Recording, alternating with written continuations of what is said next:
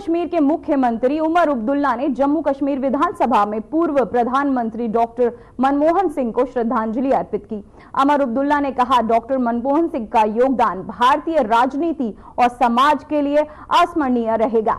उनका शांतिपूर्ण और समझदारी से भरा नेतृत्व हमेशा प्रेरणा का स्रोत रहेगा। तो वहीं विधानसभा के सभी सदस्य ने भी पूर्व प्रधानमंत्री को श्रद्धांजलि अर्पित की और उनके परिवार के प्रति संवेदना व्यक्त की। हो गए थे 2016 में, हालांकि डॉक्टर मनमोहन सिंह साहब उस वक्त वजीर आजम नहीं थे, लेकिन तब भी जम्मू कश्मीर के लोगों के लिए वो फिक्रमंद रहते थे।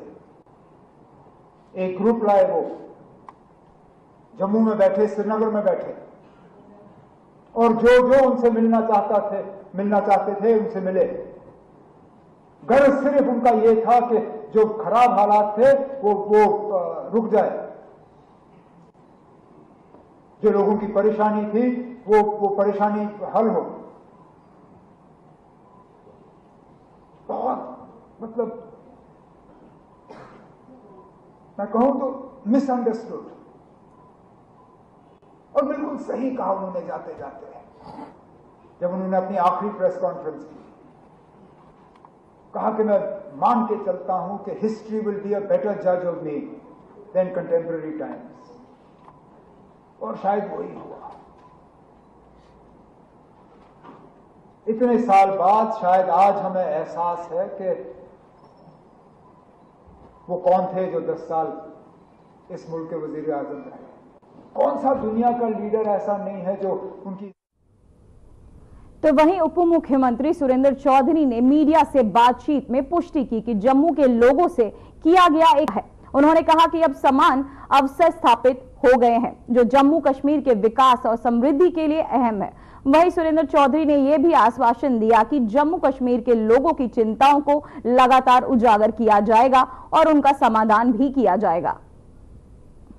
उनको कहा था कि जम्मू में भी दरबार होगा, उसी सिलसिले में आज ये सेशन जम्मू का लगा है। अब अगला जो लगेगा वो कश्मीर में लगेगा, तो लिहाजा कोई काफी वक्फा नहीं है। थोड़े ही मैं ख्याल 2 महीने से बाद ये सेशन लगा है और आपके सामने एक अच्छा सेशन है, बजट सेशन है, और जो लोगों के ऑनरेबल MLAs को मौका मिलेगा उनको अपने मुद्दे उठाने का, लोगों के जो कंसर्न्स हैं वो असेंबली के अंदर उठाने का मौका मिलेगा और अपनी बात रखने का एक मौका मिलेगा। और उसमें जहां तक ताल्लुक है लोगों का, कहीं ना कहीं काम निकलेंगे और सरकार की एक जो जवाबदेही होती है वो असेंबली में ऑनरेबल MLA अपने सवाल पूछ के लेते हैं। इसमें से ज्यादा कुछ स्टेट हुड ताल्लुक है। स्टेट हुड कहा वो हमने उसमें भी कहा था और आज भी कहते हैं, जम्मू कश्मीर का जो स्टेट का दर्जा है वो ऑनरेबल प्राइम मिनिस्टर साहब का भी वादा है, ऑनरेबल होम मिनिस्टर साहब का हिंदुस्तान का उनका भी वादा है। तो लिहाजा उनका जो वादा हम उम्मीद करते हैं वो अपना वादा पूरा करेंगे, क्योंकि उन्होंने कहा था कि जम्मू कश्मीर में जब हालात ठीक हो जाएंगे उस समय स्टेट दिया जाएगा। और आज जब हालात ठीक हो गए, इलेक्शन हो गया, असेंबली अपनी काम कर रही है, तो लिहाजा उम्मीद करते हैं कि जल्दी से जल्दी जम्मू कश्मीर को स्टेट का दर्जा दिया जाएगा। तो वहीं जम्मू और कश्मीर विधान मंडल में चल रहे बजट सत्र के दूसरे दिन मंगलवार को एक राजनीतिक विवाद खड़ा हो गया। यह विवाद उस समय उत्पन्न हुआ जब NC के विधायक सैयदुल्ला मीर ने पाकिस्तान के कब्जे वाले कश्मीर POK के किरेन सेक्टर के पास स्थित क्षेत्रों में भारत के नियंत्रण वाले क्षेत्रों से बेहतर सुविधाओं का दावा किया।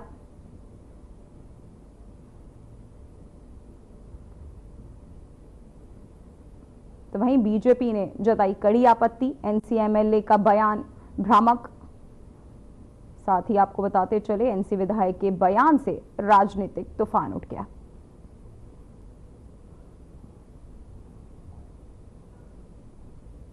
तो वहीं जम्मू में विधानसभा सत्र का दूसरा दिन भी राजनीतिक से गरमाया रहा। जम्मू और कश्मीर पीपुल्स कॉन्फ्रेंस के अध्यक्ष और विधायक सज्जाद गनी ने लोक में आज आपको बताते चले आज जम्मू और कश्मीर विधानसभा में वॉकआउट किया।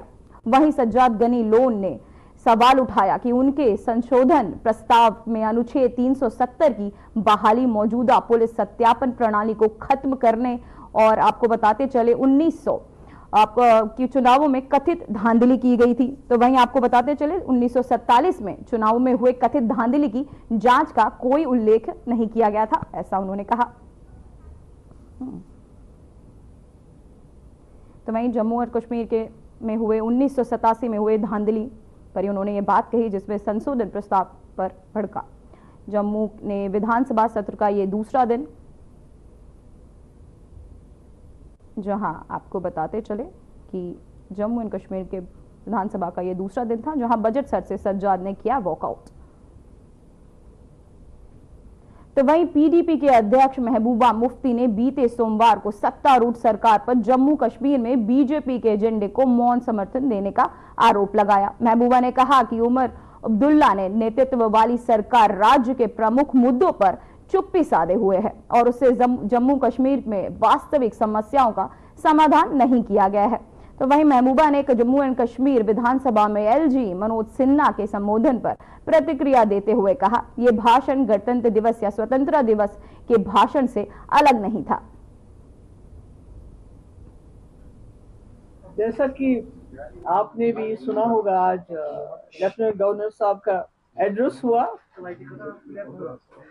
और उम्मीद ये की जाती थी कि लेफ्टिनेंट गवर्नर साहब का जो खुतबा होगा वो जम्मू कश्मीर की मुश्किलात, मामलात और जम्मू कश्मीर के लोगों की जो ख्वाहिशात है, एस्पिरेशन है, उनकी अक्कासी करेगा। और उसके साथ साथ जो सरकार बनी है अभी हाल ही में यहाँ 3-4 महीने पहले, उनकी जहन में विजन होगा कि हमने आने वाले 5 साल में जम्मू कश्मीर को इस मुसीबत से किस तरह निकालना है, उसके बारे में कोई डायरेक्शन की बात होगी।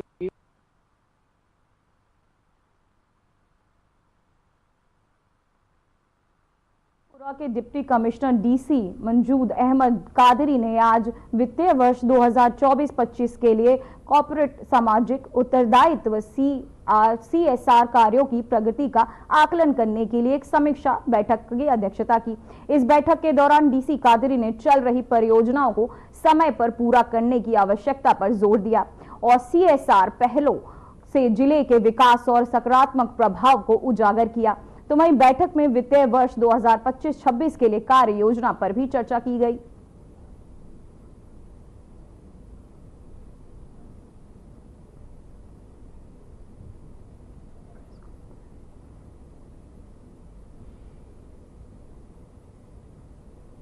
वहीं डीसी ने परियोजना समय सीमा पर दिया जोर। बांदीपुरा में हुई CSR की समीक्षा बैठक, जहां बैठक में बांदीपुरा में हुई CSR की समीक्षा बैठक। तो वहीं आज श्रीनगर में रामबाग में एसपी साउथ शब्बीर खान के कार्यालय में एक प्रेस कॉन्फ्रेंस आयोजित की गई, जिसमें नारकोटिक्स, ड्रग्स एंड साइकोटिपिक, आपको बता दें, सब्सटेंस एंड NDPS अधिनियम के तहत दर्ज 2 महत्वपूर्ण ड्रग संबंधित मामलों की जानकारी दी गई। एसपी साउथ शब्बीर खान ने प्रेस कॉन्फ्रेंस में इन मामलों की प्रगति पर अपडेट दिया और श्रीनगर में नशीली दवाओं के दुरुपयोग और तस्करी के खतरे से निपटने के लिए पुलिस ने निरंतर प्रयासों पर प्रकाश डाला। एक्चुअली हम लोगों का ये कंटिन्यूस प्रोसेस है कि हम लोग नारकोटिक्स के ऊपर स्ट्रिक्टली हम लोगों ने न्यूज जो है वो टाइट किया है। पर पिछले कुछ दिनों में हम लोगों के पास 2 डिफरेंट तरह के केसेस आए जो हमने मुनासिब समझा आपके थ्रू जो है वो पब्लिक को अलर्ट किया जाए। 24 फरवरी 2025 का वाकया है कि एक सोर्स हम लोगों को कॉल करता है, पुलिस स्टेशन शहीदगंज में कॉल करता है और ये कहता है कि एक गाड़ी नंबर JK01AX8467, ये ब्रीजा गाड़ी है और ये पार्किंग में खड़ी है और इसके अंदर जो है वो ड्रग्स है। तो वहीं यात्री हल्के मोटर वाहनों LMV को जम्मू से श्रीनगर की ओर घाटी में जम्मू की ओर जाने की अनुमति दे दी गई है। एक अधिकारी ने बताया कि यात्रियों से लेन अनुशासन का पालन करने की अपील की गई है, क्योंकि ओवरटेक करने से यातायात जाम हो सकता है। तो वहीं अधिकारियों ने यात्रियों को सलाह दी है कि वो दिन के समय यात्रा करें और भूस्खलन और पत्थर गिरने से जोखिम के चलते सावधान रहे। तो वहीं इसके अलावा अधिकारी ने बताया कि सड़क की स्थिति का आकलन करने के बाद भारी मोटर वाहनों HMV को दिन में जम्मू से श्रीनगर की ओर जाने की अनुमति दी जाएगी।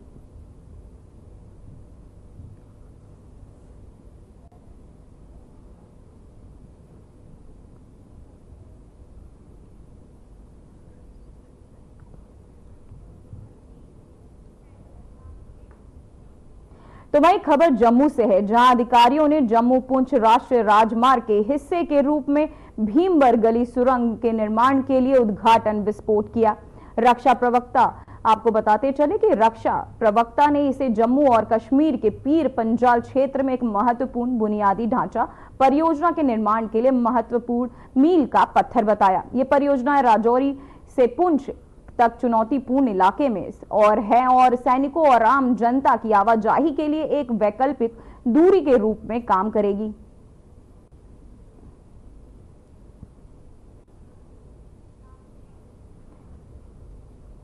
तो वहीं गुलमर्ग से ताजा बर्फबारी के साथ जम्मू और कश्मीर सरकार ने 9 से 12 मार्च तक खेलो इंडिया विंटर गेम्स 2025 के दूसरे चरण की मेजबानी की घोषणा की। तो वहीं ताजा बर्फबारी के साथ जम्मू और कश्मीर प्रशासन और जम्मू और कश्मीर खेल परिषद गुलमर्ग के KIWG 2025 के दूसरे चरण की मेजबानी करने के लिए पूरी तरह तैयार है, जिसमें भारत के प्रमुख बर्फीले स्थलों में से एक में विश्व स्तरीय शीतकालीन अनुभव सुनिश्चित होगा।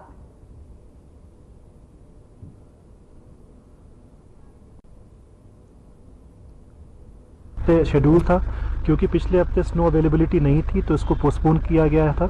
आपने देखा होगा पिछले एक हफ्ते से काफ़ी हैवी स्नोफॉल हो रही है, जो हमारे वेस्टर्न डिस्टर्बेंसेस के कारण है। तो अब एडिक्वेट स्नो अवेलेबल है हमारे यहाँ कंडोरी में, जहाँ पे फील्ड ऑफ प्ले रहता है। तो उसी के लिए आपको पता होगा कि नाउ हमारा जो रिवाइज डेट्स है वो 8 से 12 तक है। 8 तारीख को हमारे एथलीट्स आएंगे, 9 से गेम शुरू होंगे। तो उसी के लिए आज यहाँ पे टाउन हॉल तंगमर्ग में CO साहब, secretary sports council, SSP rural traffic, SDM Tangmarg और जितने भी डिस्ट्रिक्ट के आला अफसरान आए हुए हैं। तो हम यही कोशिश करें कि आने वाले 2-3 दिनों में जितनी भी मुकम्मल तैयारियां हैं वो कर दी जाएंगी। अगर ट्रैफिक के हवाले से बात करें तो एडिक्वेट डिप्लॉयमेंट रहेगी कि कोई भी टूरिस्ट को या हमारे एथलीट्स को कोई। तो वहीं दक्षिण कश्मीर के शोपिया जिले के टाक मस्जिद इलाके में 3 व्यावसायिक परिसरों में आग लग गई, जिसमें उनकी पूरी मंजिलें और छतें जलकर खाक हो गई। अंधेरे में लगी इस आग पर स्थानीय अग्निशमन विभाग ने तुरंत कार्यवाही की। तो वहीं पुलवामा में की कमान के तहत आपको बताते चले NDRF और शोपिया कंपनी ने तुरंत कार्रवाई की। F&ES शोपिया कंपनी ने यह तुरंत कार्यवाही की, जिसमें दमकल कर्मियों ने आपको बता दें आग बुझाने का काम तेजी से शुरू किया और क्षतिग्रस्त इमारतों की ऊपरी मंजिलों में लगी आग पर काबू पा लिया। तो वहीं अधिकारी घटनास्थल पर निगरानी रख रहे हैं और आग के पीछे के मकसद का पता लगा रहे हैं।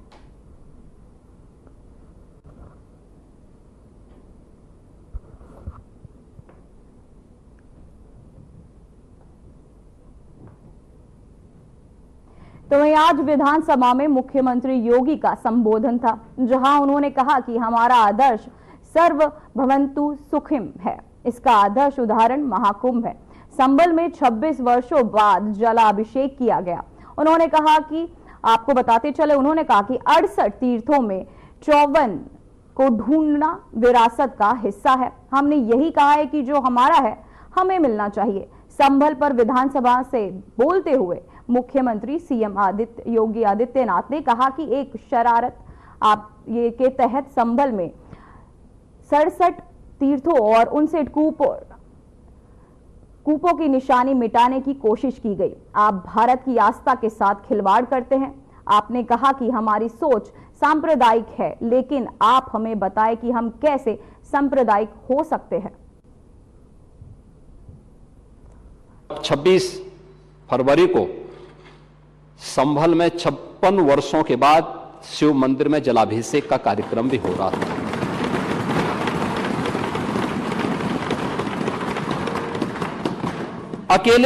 अकेले संभल में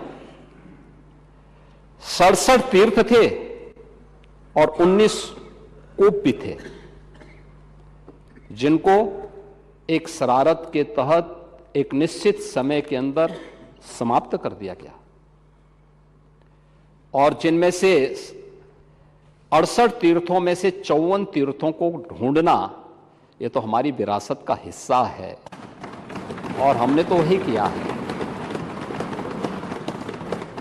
हमने तो वही कहा है कि जो हमारा है वो हमें मिल जाना चाहिए। हम उससे इतर कहीं नहीं जा रहे हैं और उससे इतर कहीं नहीं।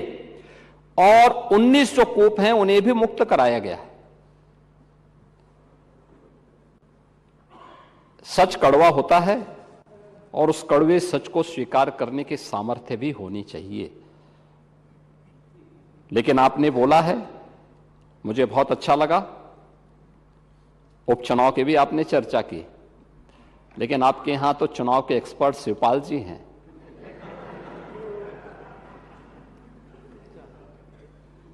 और चच्चू से ज्यादा चुनाव कैसे जीते जाते हैं इसको कौन जान सकता है। ये तो हम लोगों ने भी देखा है, बहुत नजदीक से महसूस किया है। और इसीलिए अच्छा ही है, परोपदेश कुशल बहुत तेरे, इसी को कहते हैं। ये दूसरों को उपदेश देते हैं आप लोग, लेकिन स्वयं उसको आचरण में उतारे होते तो संभवतः इतनी करारी हार नहीं होती और 2027 में भी इतनी करारी हार नहीं होने वाली।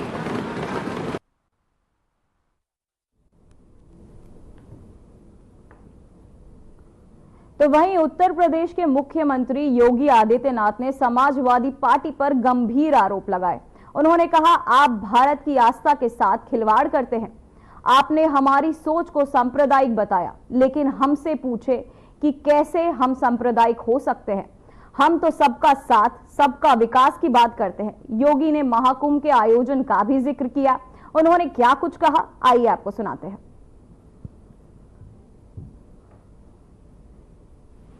और इन तीनों देव महापुरुषों पर समाजवादी पार्टी का कोई विश्वास नहीं है, क्योंकि आप लोग भारत की आस्था के साथ खिलवाड़ करते हैं। आपने कहा कि हमारी सोच सांप्रदायिक है। आप मुझे बताइए कि हमारी सोच कहां से सांप्रदायिक है? हम तो सबका साथ, सबके विकास की बात कर रहे हैं।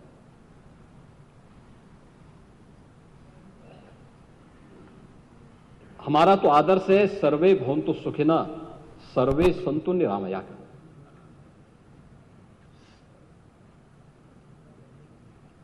और उसका सबसे आदर्श उदाहरण आपके सामने है, जब 26 फरवरी को महाकुंभ का समारोह हुआ है।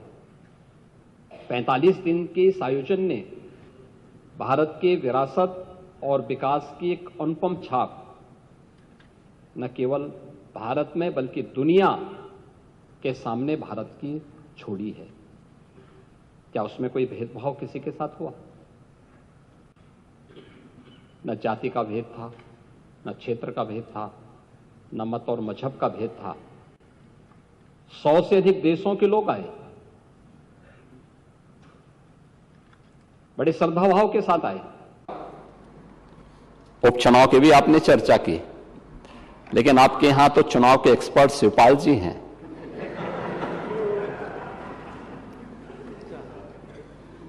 और चच्चू से ज्यादा चुनाव कैसे जीते जाते हैं इसको कौन जान सकता है। ये तो हम लोगों ने भी देखा है, बहुत नजदीक से महसूस किया है। और इसीलिए अच्छा ही है, परोपदेश कुशल बहुत तेरे, इसी को कहते हैं। ये दूसरों को उपदेश देते हैं आप लोग, लेकिन स्वयं उसको आचरण में उतारे होते तो संभवतः इतनी करारी हार नहीं होती और 2027 में भी इतनी करारी हार नहीं होने वाली।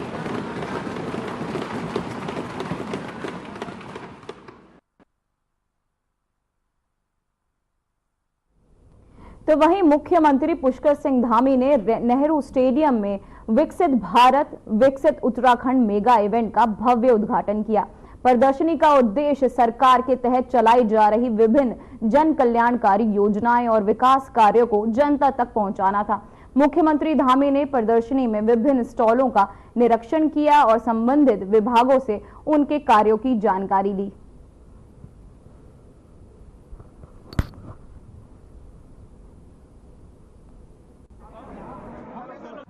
आदरणीय प्रधानमंत्री श्री नरेंद्र मोदी जी के नेतृत्व में आज भारत विकास के नए नए कीर्तिमान स्थापित कर रहा है। ऐतिहासिक डिसीजन हो रहे हैं। पूरी दुनिया के अंदर भारत का मान सम्मान बढ़ रहा है। भारत की पहचान बढ़ी है। वैश्विक रूप से भारत की मान्यता बढ़ी है। और आदरणीय प्रधानमंत्री जी के नेतृत्व में विकसित भारत का जो संकल्प लिया गया है, आज भारत लगातार उस दिशा में आगे बढ़ रहा है।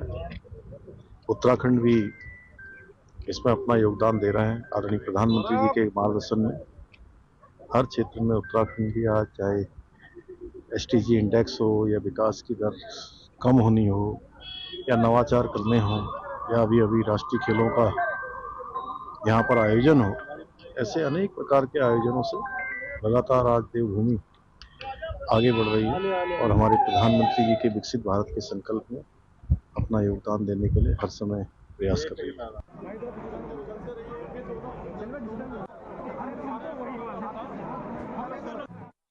तो वहीं केंद्रीय मंत्री और बीजेपी के राष्ट्रीय अध्यक्ष JP नड्डा ने हाल ही में भारत मंडपम में राष्ट्रीय स्वास्थ्य मिशन NHM में संचालन समूह MSG की 9वीं बैठक की अध्यक्षता की।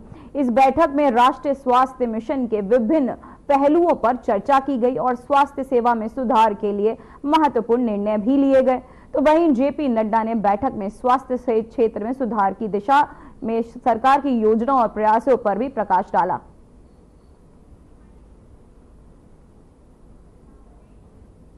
तो वहीं बिहार विधानसभा सत्र के दौरान मुख्यमंत्री नीतीश कुमार ने राज्य में सुधार पर बात करते हुए कहा, पहले समाज में बहुत विवाद होते थे, हिंदू मुस्लिम के बीच लड़ाई होती थी और पढ़ाई बिजली की स्थिति बहुत ही खराब थी। समाज में कितना विवाद होता था, समाज में कितना विवाद होता था, उस समय बुरा हाल था। और हिंदू मुस्लिम का झगड़ा कितना होता था। वोट लोग लेते थे, लेकिन हिंदू मुस्लिम का झगड़ा कितना होता था। और मुसलमानों को कुछ होता था तो उसको बचाने का कोई उपाय करते थे। ये जब हम आए उसी समय की स्थिति आपको हम बता देते और उसके बाद हम लोगों ने सब काम किया, हम आगे बता देंगे। अब पढ़ाई का क्या हाल था। पढ़ाई में कम लोग ही पढ़ते थे, ये हालत था। जब हम लोग आए उस समय के पहले की जो स्थिति थी, अपने इलाज का पूरा इंतजाम नहीं था। कोई इलाज भी करवाते थे तो उसका कोई इंतजाम था, उस समय तक का कोई इंतजाम नहीं था। तो वहीं बिहार विधानमंडल का बजट आप बताते चले कि सत्र जारी है और सोमवार को सरकार ने बजट पेश किया। मंगलवार को सदन की कार्यवाही शुरू होने से पहले विपक्षी दलों ने जोरदार विरोध प्रदर्शन किया।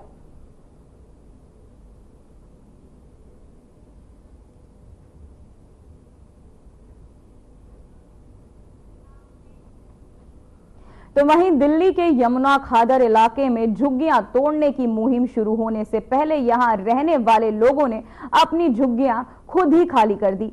वहीं झुग्गी में रहने वाली महिला पूजा ने बताया, मैं पिछले 25 साल से यहां रह रही हूं, हमें मकान ढहने का नोटिस मिला है।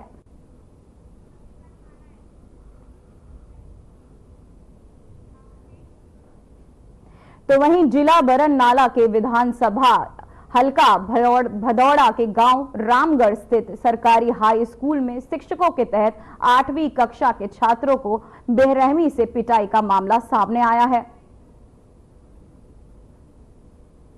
ਸੁਖਤਾਪ ਸਿੰਘ ਮੈਂ 8ਵੀਂ ਕਲਾਸ ਦਾ ਵਿਦਿਆਰਥੀ ਹਾਂ। ਅਸੀਂ ਜੀ ਤਲਵੰਡੀ ਪੇਪਰ ਦੇ ਕੇ ਆਉਂਦੇ ਸੀਗੇ ਜੀ ਤੇ ਰਾਤ ਜੀ ਸਾਨੂੰ ਜੀ ਸਕੂਲ ਚ ਉਤਰਦਾ ਨੂੰ ਕੁੱਟਿਆ ਜੀ ਫੱਟਾਂਗਾ ਨਾਲ ਜੀ। ਕਿਹਨੇ ਕੁੱਟਿਆ ਬੇਟੇ ਤੁਹਾਨੂੰ? ਗਗਨਦੀਪ ਮੈਡਮ ਨੇ ਜੀ। ਕਿੱਥੋਂ ਦੇ ਰਹਿਣ ਵਾਲੇ? ਕਿਹੜੇ ਸਕੂਲ ਦੇ ਬੇਟੇ? ਰਾਮਗੜ੍ਹ ਹਾਈ ਸਕੂਲ ਦੇ ਜੀ ਤੇ ਜੀ ਰਾਮਗੜ੍ਹ ਦੀ ਰਹਿਣ ਵਾਲੇ ਜੀ। ਕਿਉਂ ਕੁੱਟਿਆ ਬੇਟੇ? ਕਾਰਨ ਕੀ ਹੈ? ਕਾਰਨ ਜੀ ਅਸੀਂ ਜੀ ਉਸ ਰਾਹ ਚ ਖੇਡ ਮੇਰਾ ਬੱਚਾ ਜੀ 8ਵੀਂ ਕਲਾਸ ਚ ਪੜ੍ਹਦਾ ਜੀ ਰਾਮਗੜ੍ਹ। ਇਹਨਾਂ ਨੂੰ ਜੀ ਮੈਡਮ ਨੇ ਕੁੱਟਿਆ ਗਗਨ ਨੂੰ। ਉਹਦਾ ਕਰਕੇ ਜੀ ਅਸੀਂ ਇੱਥੇ ਤਪੇ ਹਸਪਤਾਲ ਬੱਚੇ ਨੂੰ ਲੈ ਕੇ ਆਏ ਸੀਗੇ ਜੀ। ਉਹਨਾਂ ਤੇ ਕਾਨੂੰਨੀ कार्रवाई होनी चाहिए जी। गुरसिख बच्चा जी। तो वहीं सतत भविष्य के लिए बहुविषयक अनुसंधान पर अंतर्राष्ट्रीय सम्मेलन श्री माता वैष्णो देवी विश्वविद्यालय में सफलतापूर्वक संपन्न हुआ। तो वहीं जम्मू कश्मीर विज्ञान प्रौद्योगिकी और नवाचार परिषद के सहयोग से व्यवसायिक गतिविधियों में बोर्ड के तहत आयोजित इस कार्यक्रम में सतत विकास के लिए नवीन समाधान तलाशने के लिए विभिन्न क्षेत्रों के विषयों और शोधकर्ताओं और विज्ञानों को एक साथ लाया गया। से इस तरीके के मौके दिए जाएं न केवल अपने विश्वविद्यालय के छात्रों को बल्कि और दूसरी यूनिवर्सिटीज़ के भी स्टूडेंट्स को कि वो आएँ, एक दूसरे के साथ इंटरेक्ट करें, जो टेक्नोलॉजी में डेवलपमेंट्स हो रही हैं उनके बारे में उनकी क्या राय है, क्या वो उसका इस्तेमाल करना जानते हैं या नहीं, या उनमें चाहत क्रिएट करना नई नई टेक्नोलॉजी के बारे में हम जानें। और श्री माता वैष्णो देवी यूनिवर्सिटी तो एक एडवांटेजियस पोजीशन में है क्योंकि यहाँ केवल इंजीनियरिंग और टेक्नोलॉजी के ही रिलेटेड कोर्सेज नहीं हैं बल्कि ह्यूमैनिटीज़ एंड सोशल साइंसेज के, मैनेजमेंट के और नर्सिंग के भी